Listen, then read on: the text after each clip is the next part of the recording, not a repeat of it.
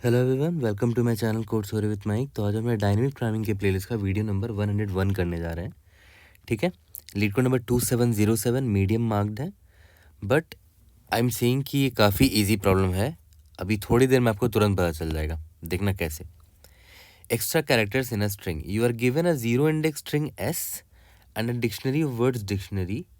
ठीक है, you have to break S into one or more non-overlapping substrings such that each substring is present in dictionary. S को आपको ऐसा break करना है such that जो आपने ब्रेक किया है जिस substrings में वो डिक्शनरी में प्रेजेंट होना चाहिए. There may be some extra characters in S which are not present in any of these substrings. Return the minimum number of extra characters left over if you break up S optimally. जैसे यहाँ पर देखो, ये जो string S है इसको आपको ऐसा ब्रेक करना है कि minimum number of characters left हो। इसमें अगर आप दिमाग लगाओ तो अगर आप इसको लीट में तोड़ दो तो देखो लीट प्रेजेंट है यहाँ पर, ठीक है, और कोड में तोड़ दो तो कोड प्रेजेंट है। बच गया क्या, ये एस बच गया, मतलब कितने कैरेक्टर्स रिमेनिंग हो गए एस के, एक कैरेक्टर, वही आपका आंसर है।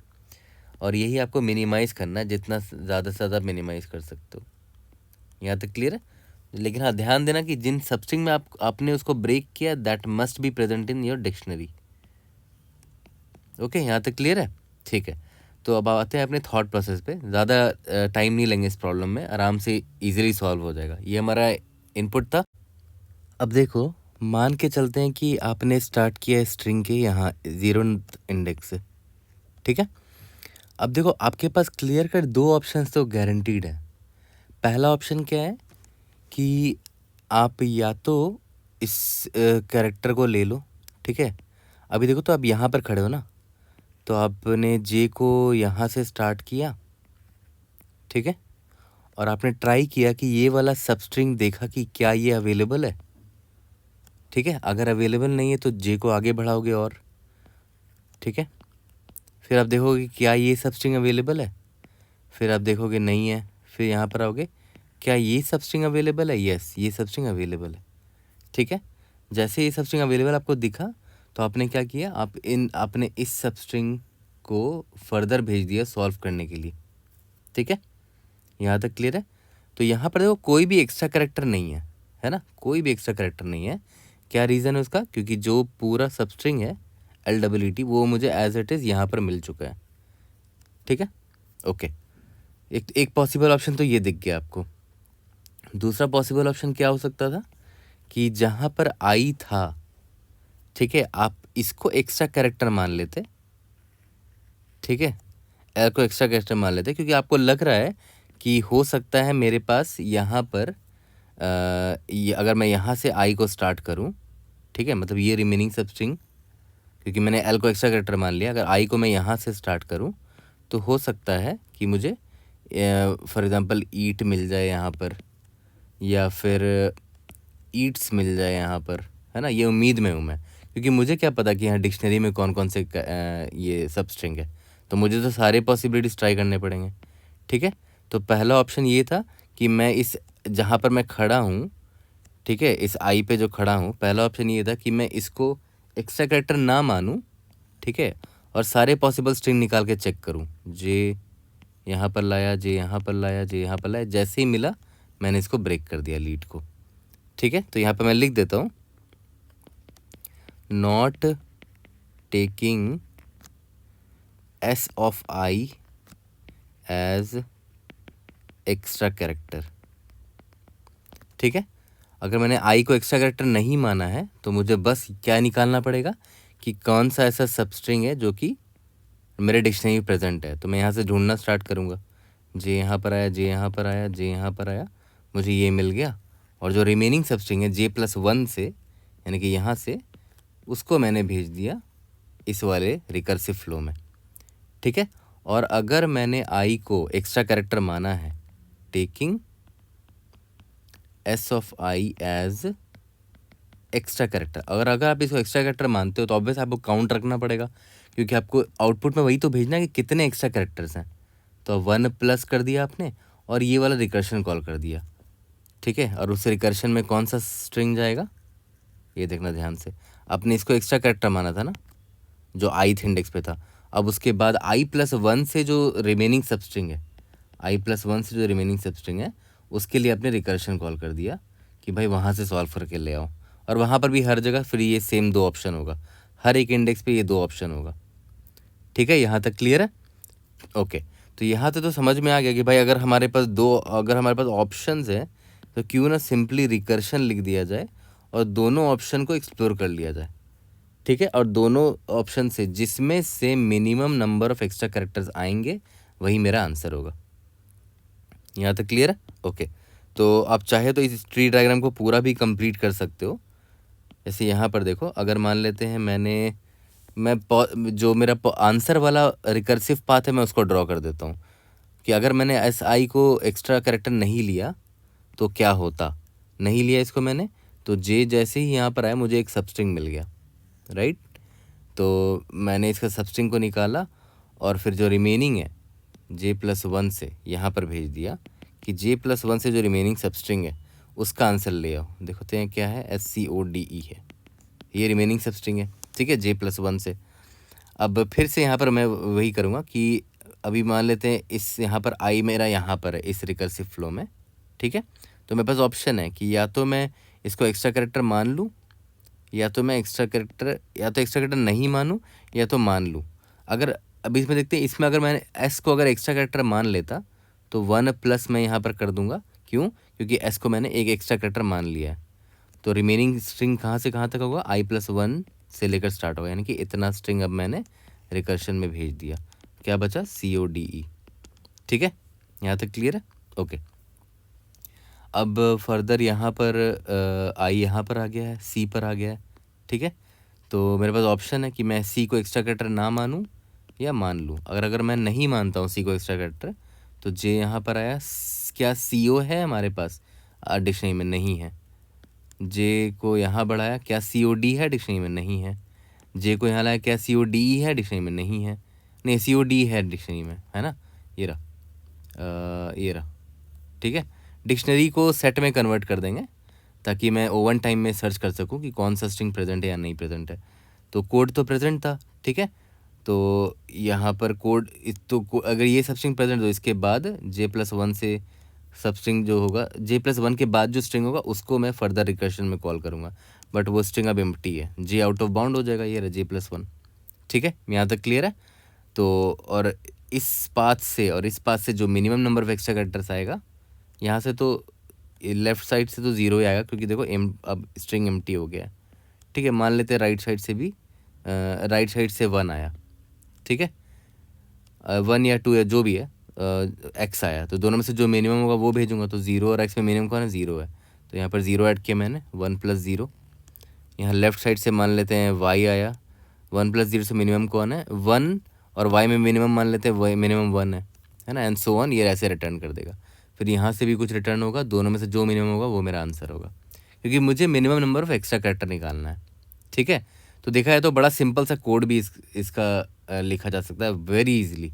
ठीक है, इतना तो मैंने DP आप लोगों को पढ़ा दिया है कि बस इतना बताना कि L को एक्स्ट्रा कैरेक्टर माने या ना माने, इनफ था कि आप इसको खुद से कोड कर लो। ठीक है, तो वीडियो पॉज करो और खुद से कोड करो, पहले तो रिकर्शन से करो और उसके बाद उसको मेमोराइज कर देना।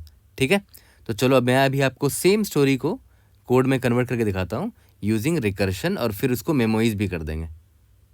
ठीक है, और फिर वहीं पर उसका टाइम और स्पेस कॉम्प्लेक्सिटी भी देख लेंगे।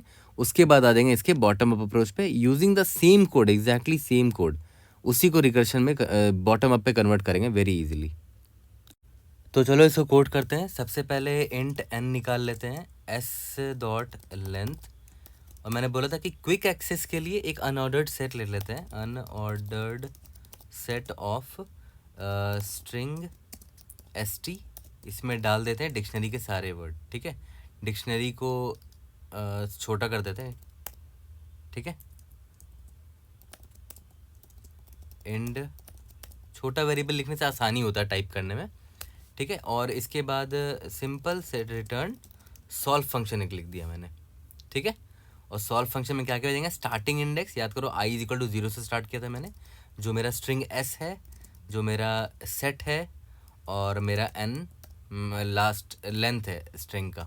ठीक है, तो चलो अब अपना सॉल्व फंक्शन कॉल कर लेते हैं। इंट सॉल्व इंट आई, और क्या भेज रहे हैं, स्ट्रिंग एंड एस, और क्या भेज रहे हैं, unordered set of string and S T, और क्या भेज रहे हैं, इंट एंड एन भेज रहे हैं। ठीक है, एक चीज़ तो क्लियर कट है कि भाई अगर आई मेरा greater than equal to n हो जाता है तो ऑब्वियस बात है हम आउट ऑफ बाउंड हो चुके हैं, कोई भी एक्स्ट्रा कैरेक्टर कुछ नहीं मिल सकता, रिटर्न ज़ीरो कर दो। ठीक है, अब इसके बाद देखो ध्यान देना, मैंने क्या बोला था कि या तो हम पहले वाले कैरेक्टर को स्किप मार दें, तो स्किप मारेंगे तो उसका काउंट +1 करना पड़ेगा, और आपने स्किप मारा है तो जो रिमेनिंग स्ट्रिंग है वो i+1 से लेकर एंड तक का जो स्ट्रिंग है उसका आपको आंसर निकालना पड़ेगा। ठीक है, यहाँ तक क्लियर है। और अगर आपने करंट कैरेक्टर को स्किप नहीं किया है तो चलो वैलिड सब स्ट्रिंग निकालते हैं। Int j is equal to i+1, j is less than n, j plus plus. अच्छा हाँ, i+1 से नहीं करो क्योंकि करंट कैरेक्टर जो है वो भी तो एक वैलिड सबस्ट्रिंग की तरह प्रेजेंट हो सकता है डिक्शनरी में। तो j इज इक्वल टू आई से स्टार्ट करते हैं, है ना, क्योंकि मान लो हमारा स्ट्रिंग मान लेते हैं LWTOCD लीड कोड था, तो हो सकता है डिक्शनरी में एक सबस्ट्रिंग भी हो एल नाम का, है ना, तो इसको हम मिस नहीं करेंगे ना। ठीक है, तो जे को हम आई से ही स्टार्ट करेंगे। ओके, यहाँ तक क्लियर है। ठीक है, तो स्ट्रिंग एक सबस्ट्रिंग निकाल लेते हैं, s.substr, इंडेक्स नंबर आई से स्टार्ट है वो, और उसका लेंथ क्या होगा याद करो, j-i+1। और वैसे ऐसी लेंथ निकलेगा ना, आई तो आपका फिक्स्ड है, आप आई पर खड़े थे, जे को आप आगे बढ़ाते जा रहे हो, तो लेंथ कितना होगा सबस्ट्रिंग का, j-i+1। ईजी है। ठीक है, अब बस ये चेक कर लो कि एस टी में कहीं वो प्रेजेंट तो नहीं है ये वाला सबस्ट्रिंग। अगर प्रेजेंट है मतलब ये वैलिड है ना, अगर ये प्रेजेंट है मतलब ये वैलिड सबस्ट्रिंग है, तो आराम से इसको ब्रेक कर दो। Result will be equal to minimum of result comma, और जो रिमेनिंग सबस्ट्रिंग है, रिमेनिंग सबस्ट्रिंग कहाँ स्टार्ट होगा, j+1 से स्टार्ट होगा, क्योंकि आपने आई से लेकर जे तक का स्ट्रिंग तो ले लिया, रिमेनिंग सबस्ट्रिंग j+1 से स्टार्ट होगा। ठीक है, ऐसे भेज दिया, एस टी भेज दिया और एन भेज दिया, SST, हाँ यही चार चीज़ भेज रहे थे हम लोग, राइट। ठीक है, जब सब कुछ खत्म होगा तो लास्ट में रिटर्न रिजल्ट कर देंगे। काफ़ी सिंपल सा कोड था। ठीक है, इसको रन करके देखते हैं। We should be able to pass all the test cases, but most probably हमें इसको मेमोराइज करना पड़ेगा, क्योंकि अगर आप इसका ट्री डायग्राम बनाओगे तो आपको बहुत सारे रिपीटेटिव सोल्यूशन दिखेंगे। लेट्स सी पास होता है कि नहीं। टाइम लिमिट एक्सीड आ गया है। ठीक है, तो ऑब्वियसली हमें इसको मेमोराइज कर देना चाहिए। तो अगर आप कंस्ट्रेंट पर ध्यान दोगे तो कंस्ट्रेंट काफ़ी आई थिंक ज़्यादा बड़ा भी नहीं है, लेंथ कितना दे रखा है, 50-50 दे रखा है लेंथ। ठीक है, तो अब आपके ऊपर है यार, आप या तो एक ये डिफाइन कर लो DP अरे टी नाम का, इसका साइज़ 51 दे दो। ठीक है, अब इसकी जो भी वैल्यू होगी वो इस पर असाइन हो जाएगी। अब बहुत दिन से मैं अरे लेता आ रहा हूँ, एक काम करते हैं मैप से भी करें, या तो करो दोनों से करके देख लेते हैं। इंट T51, ठीक है, इसको इनिशियलाइज कर देते हैं ma'am set T-1 size of T। यहाँ तक क्लियर है। ओके, अब यहाँ पर हम लोग सब कुछ कॉल करने से पहले ही चेक कर लेंगे, इफ़ T ऑफ ये वाला index is not equal to -1 तो रिटर्न T ऑफ आई में जो भी वैल्यू है, राइट। और यहाँ रिटर्न करने से पहले T ऑफ आई कर दो इज इक्वल टू। ठीक है, रन करके देखते हैं। Let's see if able to pass example test cases first. अब सबमिट करके देखते हैं। Let's see, indeed yes. ठीक है, अब इसको आप किसी भी तरह स्टोर कर सकते हो। जो लोग नए हैं उनको मैं बता देता हूँ कि ज़रूरी नहीं कि आप टी ही मतलब एक अरे में ही स्टोर करो, आप इसको एक मैप में भी स्टोर कर सकते हो। ठीक है, तो वो भी मैं आपको दिखाता हूँ। अनऑर्डर्ड मैप, करंट इंडेक्स जो भी होगा वो ये होगा, और उसके कॉरस्पॉन्डिंग जो भी रिजल्ट होगा वो ये होगा, की मैं वैल्यू के फॉर्म में उसको स्टोर करके रख देंगे। ठीक है, तो मैप डिफाइन कर लिया और मैप को यहाँ पर पास करते चलो। ठीक है, इसको पास कर देते हैं यहाँ पर।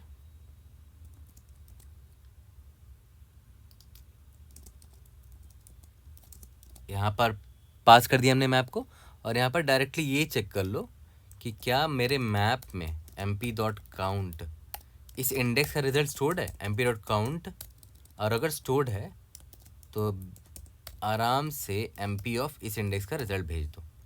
ठीक है, और यहाँ पर स्टोर कर लो। तो कई सारे तरीके मतलब मेमोराइज करने का, मैप में स्टोर कर लिया, इंटीजर अरे में स्टोर कर लिया। ठीक है, यहाँ पर मैप भेजना मत भूलो, इधर भी मैप भेजना मत भूलो।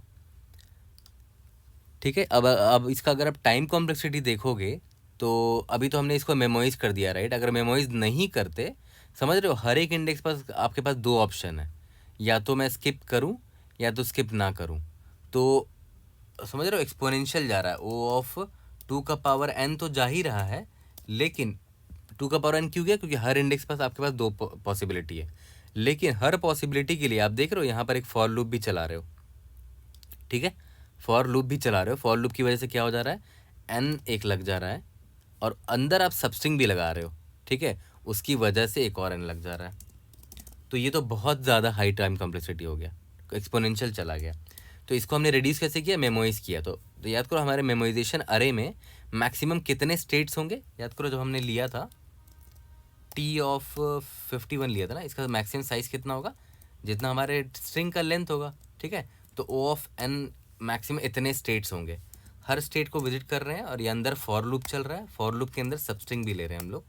तो ओ ऑफ एन इंटू एन हो गया, यानी कि ओ ऑफ एन क्यूब सोल्यूशन हो गया, ठीक है। और स्पेस कॉम्प्लेक्सिटी में हमने सेट लिया है अलग से, तो उसका कितना होगा, total number of characters in dictionary, ठीक है। जितने नंबर ऑफ कैरेक्टर्स है डिक्शनरी में, उतने सारे के सारे हमने इस सेट में स्टोर कर लिया है। तो ओवरऑल इतना है, हमने एक्स्ट्रा स्पेस लिया है। यहाँ तक क्लियर है। अब चलो सेम कोड को देखो यूज़ करके ना बड़े इजीली हम लोग कन्वर्ट कर लेंगे अपने बॉटम अप में, ओके। तो चलो अब बॉटम अप स्टार्ट करते हैं यूजिंग सेम रिकर्शन कोड, जो अभी हमने रिकर्शन कोड लिखा ना ये वाला, देखो इसी को कैसे कन्वर्ट करेंगे इजीली बॉटम अप पे। वैसे आपको यहाँ पर क्लियर कट दिख रहा होगा कि सिर्फ एक ही चीज़ पैरामीटर है जो चेंज हो रहा है, जिसके बेसिस पे याद है हमने इसको मेमोराइज भी किया था, राइट, ठीक है। तो अब देखो ध्यान दो, यहाँ पर हमें निकालना क्या है कि भाई हमारा जो स्ट्रिंग है एस, ठीक है, जो भी गिवन इनपुट है, इस पूरे स्ट्रिंग में कितने एक्स्ट्रा कैरेक्टर्स हैं, ठीक है। तो अब देखो हम स्टेट डिफाइन कर लेते हैं, स्टेट डिफिनेशन, ठीक है। देखना ध्यान से, डीपी ऑफ आई, ठीक है, जो हमारा डीपी अरे मैंने लिया है वो 1 डायमेंशन का लिया है, क्योंकि यहाँ देखो मेमोराइजेशन में भी हमें सिर्फ एक ही डायमेंशन की ज़रूरत पड़ी थी, ओके। तो अब देखो DP of i will be equal to, हमें जो निकालना क्या है, निकालना मिनिमम कैरेक्टर ना, तो minimum characters in string s from index i to index n-1, मतलब एंड वाला इंडेक्स तक, ठीक है, आई से n-1 तक। तो हमें रिटर्न क्या करना पड़ेगा, अल्टीमेटली निकालना क्या पड़ेगा, इस पूरे स्ट्रिंग का अगर बात करूं तो ये कहाँ किस इंडेक्स से स्टार्ट हो रहा है, ये 0th इंडेक्स से स्टार्ट हो रहा है। तो मैं रिटर्न क्या करूंगा, डीपी ऑफ 0 रिटर्न करना पड़ेगा मुझे, राइट। डीपी ऑफ 0 का मतलब क्या होगा, according to this definition, minimum characters in string s from index i का आई की जगह 0 लिखूंगा ना, ये रहा, डीपी ऑफ 0 के बारे में पूछ रहा हूँ। तो फ्रॉम 0 टू इंडेक्स n-1, और 0 से इंडेक्स n-1 क्या है भाई, एंटायर स्ट्रिंग है, और मुझे वही चाहिए अल्टीमेटली, ठीक है। तो ये स्टेट डेफिनेशन सबसे क्रूशियल पार्ट होता है, ओके, ठीक है। तो यहाँ पर आपको ये समझ में आ गया होगा। तो चलो आगे बढ़ते हैं। अब देखो सेम कोड ही को ही यूज़ करेंगे हम लोग इसको कन्वर्ट करने में, एकदम सेम कोड यूज़ होगा।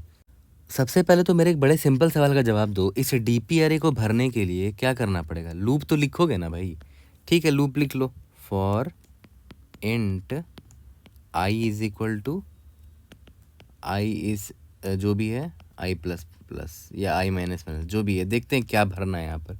देखो तो आपको डीपी 0 निकालना है अल्टीमेटली, ठीक है। तो अभी तो इंटायर डीपी मेरा खाली है पूरा, ठीक है। तो डीपी 0 को फिल करने के लिए, इंडेक्स नंबर 0 को फिल करने के लिए आपको बाद के आंसर्स चाहिए होंगे, उससे आप फिर इसका आंसर निकालोगे, राइट, ठीक है। तो क्यों ना हम यहाँ लास्ट से भरना स्टार्ट करें इसको, ठीक है, इंडेक्स नंबर ये लास्ट वाले से, है ना, इस जो भी इंडेक्स होगा यहाँ पर इस लास्ट वाले से भरना स्टार्ट करेंगे। मान लेते इसका कुछ वैल्यू आया, फिर इसका कुछ वैल्यू आया, इसका कुछ वैल्यू आया, इसका कुछ वैल्यू आया, इन लोगों के वैल्यू को यूज़ करके इन डीपी ऑफ 0 भर देंगे, ठीक है। यहाँ तक क्लियर है, ओके। तो अब मुझे एक बात बताओ, मुझे कहाँ से स्टार्ट करना चाहिए, last index DP of n-1 से स्टार्ट करना चाहिए, ठीक है। कहाँ तक जाएगा, DP i is greater than equal to 0 तक जाएगा, और सिंस हम उल्टा चल रहे हैं तो आई माइनस माइनस करना पड़ेगा, ठीक है, देखो इस तरह डिसाइड करते हैं कि कैसे हमें फॉर लूप चलाना चाहिए। हमें निकालना है डी पी ऑफ ज़ीरो, तो मैंने क्या किया, D P of sorry i equal to n minus one से आंसर निकालना स्टार्ट किया, ताकि उन लोगों का आंसर यूज़ करके मैं डी पी ज़ीरो निकाल पाऊँ फ्यूचर में। ठीक है, ओके। अब देखना, जो रिकर्शन वाला कोड था मैं उसको कॉपी मार रहा हूँ, देखो ध्यान दो। सबसे पहला ऑप्शन क्या था कि स्किप कर दो पहले कैरेक्टर को। ठीक है, तो यहाँ पर मैं एक निकाल लेता हूँ, skip will be equal to 1 + याद करो वहाँ पर क्या लिखा होता था, सॉल्व करते थे एस और क्या भेजते थे, जो भी है इंडेक्स i+1 भेजते थे ना। ठीक है, बस सॉल्व की जगह यहाँ पर डीपी लिख दो। ठीक है, यहाँ तक क्लियर है। और यहाँ पर i+1, कुछ भी टफ बता रहा हूँ नहीं ना, जो कॉन्सेप्ट्स बताया है मैंने डीपी कॉन्सेप्ट्स वाले प्लेलिस्ट में सेम चीज़ कर रहा हूँ। और हमेशा most of the time recursion वाला जो कोड होता है उसी से मेरा बॉटम अप इजीली डिराइव हो जाता है। यहाँ तक क्लियर है, ओके। अब एक बात बताओ, इसके बाद हम लोग क्या करते थे, एक तो स्किप कर लिया, उसके बाद अगर स्किप नहीं करते थे तो देखो ये फॉर लूप चला के हम लोग पूरा सबस्ट्रिंग ट्राई मारते थे। ठीक है, तो सेम फॉर लूप देखो कॉपी पेस्ट मार रहा हूँ, for int j is equal to i. ठीक है, j is less than n j plus plus. Okay, current string निकाल लेता हूँ, s dot sub str i से, इंडेक्स आई से स्टार्ट होगा ऑब्वियस है, कितना लेंथ होगा j माइनस i+1। ठीक है, और बस ये चेक कर लेना कि अगर हमारे सेट में ऑलरेडी प्रेजेंट है st डॉट काउंट, ये करंट अगर एक प्रेजेंट है मतलब एक वैलिड सबस्ट्रिंग है। ठीक है, तो याद कर, हम लोग रिकर्शन वाले कोड में क्या करते थे, मिनिमम ऑफ जो भी रिजल्ट है हमारा, और फिर रिकर्शन देखो क्या कॉल करते, j+1 से कॉल करते थे, है ना। तो मैं यहाँ पर भी वही कर रहा हूँ, और यहाँ पर वेरिएबल ना करके इधर डी पी ऑफ आई तो निकालना है मुझे। अभी मैं आई th इंडेक्स के लिए चल रहा हूँ, तो डी पी ऑफ आई निकालना। तो डी पी ऑफ आई में मैंने ये डाल दिया 1 + dpi+1, और यहाँ पर भी डी पी ऑफ आई निकालते चलेंगे, मिनिमम निकालना है ना। D P of i is equal to minimum of D P of i comma, याद करो रिकर्शन कॉल करते थे, सॉल्व ऑफ j+1 से, राइट, j+1। तो हम लोग बस यहाँ क्या करेंगे, सॉल्व को हटा के डी पी लिख देंगे। ठीक है, और यहाँ पर j+1, देख रहे हो एग्जैक्टली वही रिकर्शन वाला ही कोड है। और लास्ट में मैंने आपको बता दिया था कि हमें रिटर्न क्या करना है, डी पी ऑफ ज़ीरो, क्योंकि डी पी ऑफ ज़ीरो का मतलब क्या होता है, एस का इंडेक्स नंबर 0 से लेकर n-1 तक में कितना एक्स्ट्रा कैरेक्टर लगा। ठीक है, और वही मेरा प्रॉब्लम भी है, मुझसे वही पूछा भी जा रहा है, तो मैं डी पी ऑफ ज़ीरो निकाल के दे दूँगा। ठीक है, समझ में आ गया, काफ़ी सिंपल था। देखो तो ये बाहर का फॉर लूप जो है ये n टाइम्स चल रहा है, ये वाला फॉर लूप भी n टाइम चल रहा है, n² हो गया। बट आप यहाँ पर सबस्ट्रिंग भी निकाल रहे हो तो इसकी वजह से भी n लगेगा, तो O ऑफ n³ आपका सोल्यूशन जाएगा। यहाँ तक क्लियर है। और आपने एक्स्ट्रा स्पेस लिया है, ये सेट O ऑफ जो भी है, जितने नंबर ऑफ कैरेक्टर्स होंगे इस सेट पे उतना स्पेस होगा। ठीक है, यहाँ तक क्लियर है। ओके, तो जल्दी से इसको कोड करते हैं और इसको भी फिनिश करते हैं। तो चलो बॉटम अप से कोड कर लेते हैं। इंट n मैंने डिफाइन कर दिया है, अनऑर्डर्ड सेट में भी डाल दिया है डिक्शनरी वाले वर्ड्स को। अब देखो हमने स्टेट डेफिनेशन यहाँ कर लिया है, t of i will be equal to minimum extra characters in string s from index i to n-1। ठीक है, vector of int t of n+1 ले लेते हैं, सभी का वैल्यू 0 डाल दिया अभी, और लास्ट में हमें रिटर्न t0 करना है। ठीक है, अब स्टार्ट करते हैं इसको, for int i is equal to n-1 से स्टार्ट करेंगे, i is greater than equal to 0 i minus minus. ठीक है, अब देखो साइज मैंने n+1 क्यों ले लिया, क्योंकि देखो यहाँ पर अभी ध्यान देना आप, t of i will be equal to 1 + t of i+1। अब देखो i+1 वैलिड क्यों हो रहा है, ये वैलिड इंडेक्स क्यों है, क्योंकि मैंने साइज देखो n+1 ले लिया है। ठीक है, अगर साइज n होता तो देखो अगर ये n-1 में +1 करोगे तो n आ जाएगा, तो इनवैलिड इंडेक्स हो जाएगा, इसीलिए मैंने साइज n+1 कर दिया है यहाँ पर। तो एक तो ये हो गया कि मैंने स्किपिंग द ith कैरेक्टर, तो याद करो हमने क्या किया था, 1 + सॉल्व i+1 से स्ट्रिंग को भेज दिया था। ठीक है, ये पॉसिबिलिटी हो गया। दूसरा पॉसिबिलिटी क्या हो गया कि सबस्ट्रिंग निकाल के देख लेते हैं, i j is less than n j++। ठीक है, यहाँ तक क्लियर है। और स्ट्रिंग सेम कोड ही कॉपी कर रहा हूँ, string current is equal to s.substr i से लेकर j-i+1 लेंथ का सबस्ट्रिंग निकाल लिया, और बस चेक कर लिया सी डॉट काउंट करंट है क्या, अगर प्रेजेंट है तब तो अच्छी बात है, t of i will be equal to minimum of t of i की ऑलरेडी जो वैल्यू होगी यहाँ जो मैंने निकाली होगी, और अभी जो मैं निकालने जा रहा हूँ टी ऑफ, याद करो अगर आई से लेकर जे तक का आपने सबस्ट्रिंग निकाल लिया है तो आप क्या कॉल करते थे यहाँ पर, याद करो solve of J plus one से कॉल करते थे, है ना। तो यहाँ पर T of J plus one, ठीक है। और लास्ट में आपको क्या रिटर्न करना था, अब मैंने आपको बता रखा था, रिटर्न टी ऑफ 0। सबमिट करके देखते हैं। और यहाँ पर भी time complexity O of n cube है बाहर, अब मैंने आपको क्लियरली बता दिया है। Okay, I hope I was able to help. See you guys in the next video. Thank you.